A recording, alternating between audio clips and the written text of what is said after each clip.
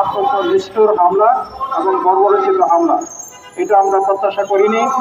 আদিবাসী ছাত্ররা জনতা যে দাবি করেছিল এটা ন্যায়সঙ্গত দাবি, এবং আদিবাসী শব্দ সম্বলিত গ্রাফিতি যেটা বাদ দেওয়া হয়েছে, যেটা অন্তর্ভুক্ত ছিল টেক্সট বুকে, এবং সেটাকে বাদ দেওয়ার পরিপ্রেক্ষিতেই এই পরিস্থিতির উদ্ভব হয়েছে।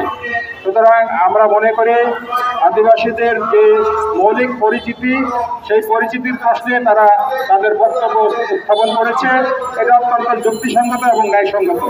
বাংলাদেশ হিন্দু বৌদ্ধ খ্রিস্টান ঐক্য পরিষদ আমরা এই দাবির সাথে তাদের যে প্রত্যাশা, সেই প্রত্যাশার সাথে আগেও ছিল, এখনও আছি, ভবিষ্যতে আমরা থাকতে চাই।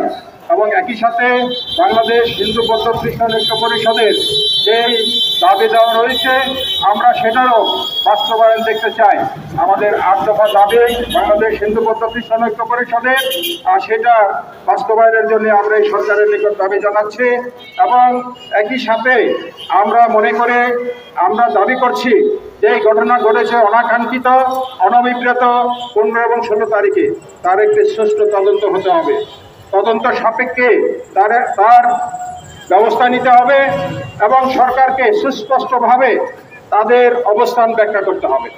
এবং আমাদের আদিবাসী ভাই বোনদের যে দাবি, সেই দাবির সাথে আমরা শতভাগ একমত রয়েছি। আমরা মনে করে আদিবাসীদের বক্তব্য, সেটা আমাদেরও বক্তব্য, বাংলাদেশের সাধারণ মানুষের বক্তব্য। তাদেরকে বাদ দিয়ে বাংলাদেশ হতে পারে না। বাংলাদেশের আদিবাসী সমাজ, বাংলাদেশের সংখ্যালঘু সম্প্রদায়, তারা এই দেশেরই অবিচ্ছেদ্য অংশ। তারা এই দেশকে একসাথে লড়াই করে দেশকে স্বাধীন করেছে। ৭১-এ তারা আগে আন্দোলন সংগ্রামে তারা অংশগ্রহণ করেছে।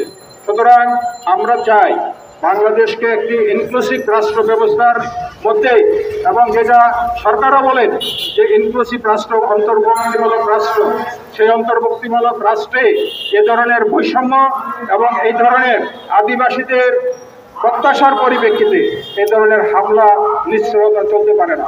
সুতরাং আমরা একটি অন্তর্ভুক্তিমূলক রাষ্ট্র ব্যবস্থা দেখতে চাই এবং সকলকে, এখানে হরিজন থেকে শুরু করে সকল আদিবাসী, ধর্মীয়, জাতিগত সংখ্যালঘুদেরকে নিয়ে একটি রাষ্ট্র ব্যবস্থা গড়ে তোলার জন্য যে সুযোগ তৈরি হয়েছে, সেটাকে ব্যবহার করে দেশকে আমরা সামনের দিকে এগিয়ে নিয়ে যেতে চাই। আমি আমার বক্তব্য দীর্ঘায়িত করতে চাই না।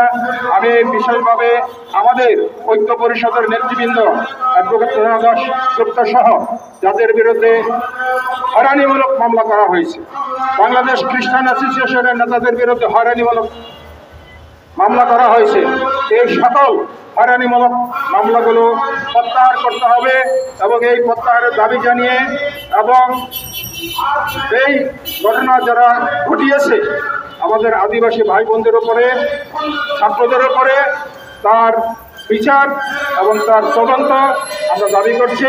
এবং সরকারের পক্ষ থেকে এই বিষয়ে স্পেসিফিক বক্তব্য দাবি করে আমি আমার বক্তব্য এখানে শেষ করছি। ধন্যবাদ আপনাদের সবাইকে। ধন্যবাদ দাদাকে। এ পর্যায়ে আমার